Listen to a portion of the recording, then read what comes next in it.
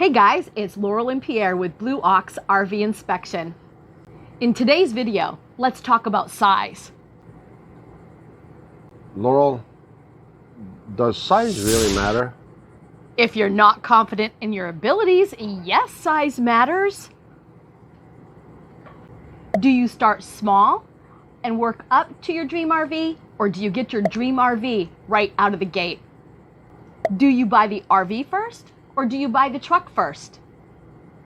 What class RV should you get? There's so much to consider. Stay to the end because we're going to share with you some valuable tips that we think that you're going to love.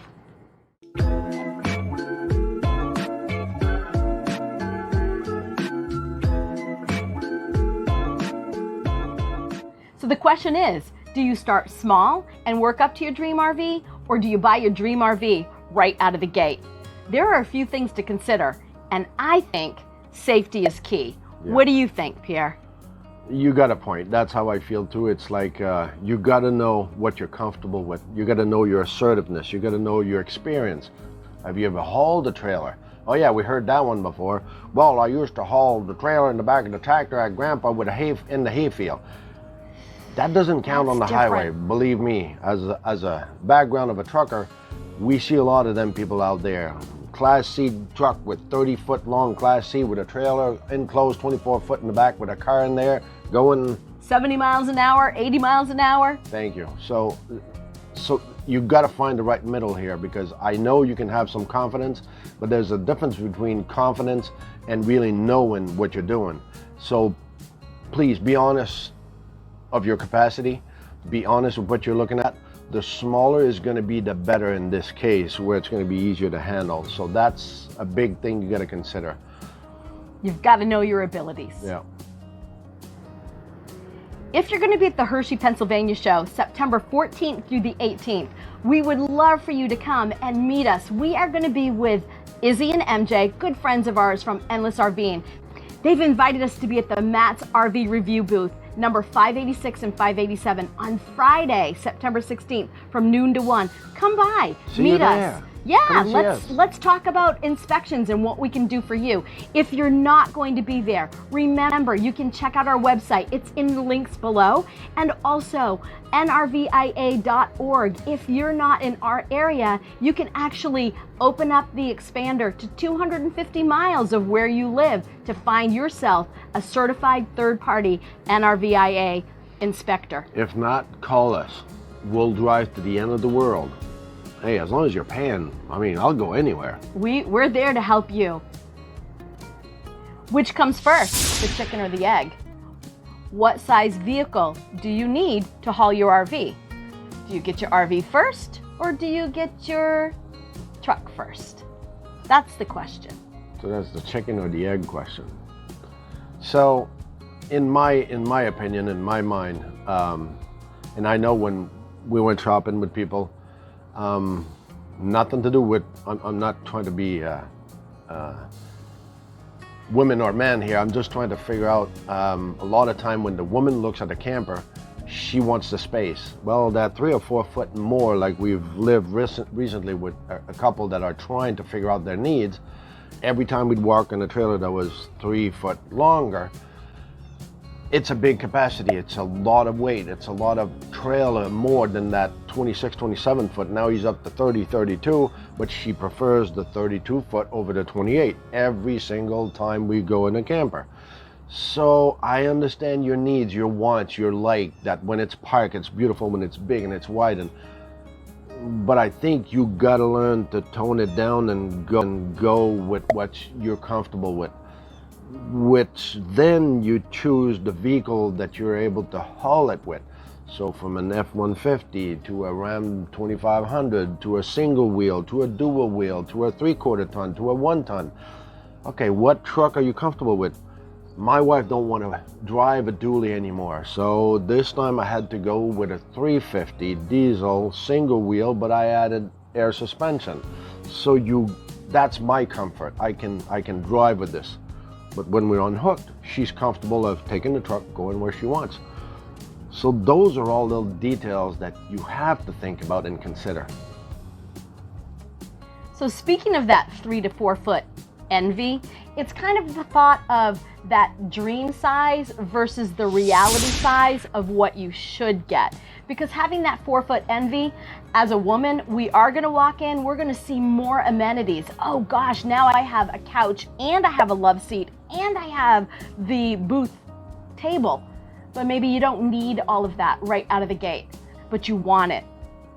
Because there's one question that you just brought up and makes me click, is that, are you gonna like camping? So you don't even know. It's yeah, we talk to people, so we want to do this. And we even see on Facebook people saying, well, we're gonna do this. What do you guys think? What?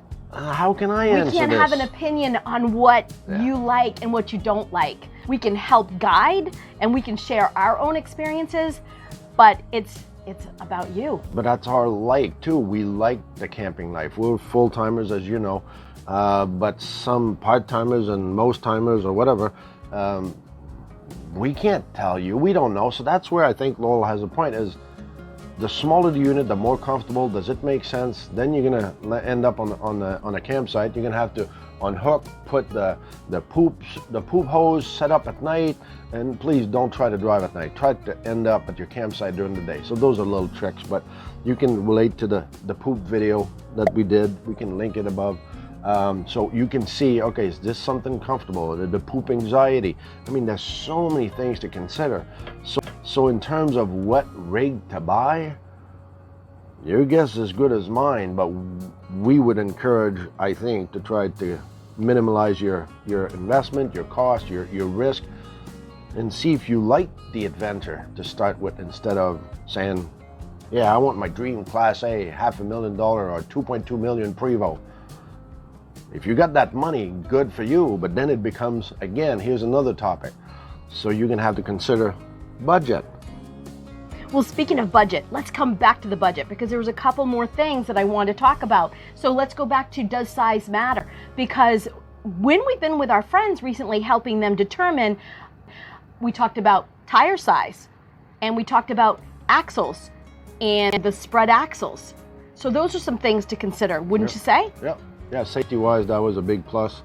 And our customer was adamant about the spread axle after he saw it, because it made sense to him. So now it became a dealing point with his woman, saying that, nope, if it doesn't have this, I do not go with this other trailer. So, and I'm with him. I totally agree, and that's his comfort. Perfect. It makes total sense to me. So, yeah, that is a good point. So it all came back to safety. They need to downsize the size of the trailer and the floor plan that they're going to love, to make sure that they're both safe on the road and safe for you also and your families on the road. Thank you for watching our videos. We would love it if you would hit that subscribe button. It's free, and give us a thumbs up. And in the comments, leave us some comments. This gives us encouragement to make more videos for you guys. And ask us what you want to hear about and what you want to see. So we'll try to work on that too. So if you buy the RV you want, but it's not the RV you need, you might get screwed. Meaning, you're gonna want to trade it in. Well, you're gonna lose a lot of money, or you're gonna digest the hit and keep that camper that you didn't need for the next at least 3 to 4 years, so at least the equity in there is built and you don't lose all that money.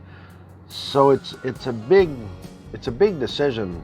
Okay, so correct me if I'm wrong. How do we normally try to have people make their mind on which model they should buy? What is the main thing we always say to people? We usually start with floor plan, because you've got to like it when you walk in. You got to feel the comfortness of it. What does it make? Does it feel like home to you? You may only be using this on the weekends, but you still want to feel like you have the comfort of home to some degree. So that's really important. I think we always emphasize on that every time we talk to people that never been newbies, or look at the floor plan. The floor plan's got to make sense, but in order to like the floor plan, you got to visit a lot of them. So now you know what to compare. Hundreds of them. Yeah.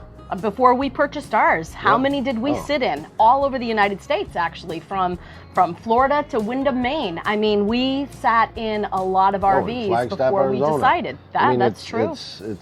That's Laurel's famous hobby. I mean, if he's not doing crocheting, we're camper shopping.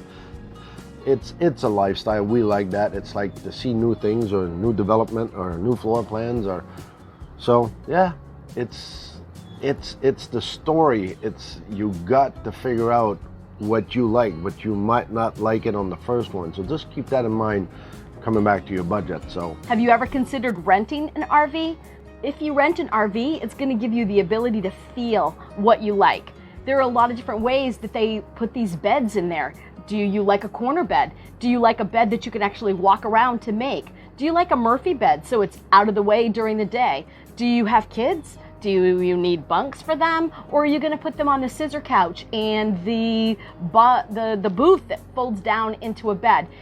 There's so many options out there, and you kind of need to know what's going to work with your family. There are so many options out there. You can Google it. There are rvshare.com. Through Good Sam's, there's rvrentals.com. There's outdoorsy.com. So you can pull up these and see what's in your area that you could actually rent for a weekend or a long trip. See what's comfortable for you. So remember, and do never forget, it's not about the destination. it's all about the journey.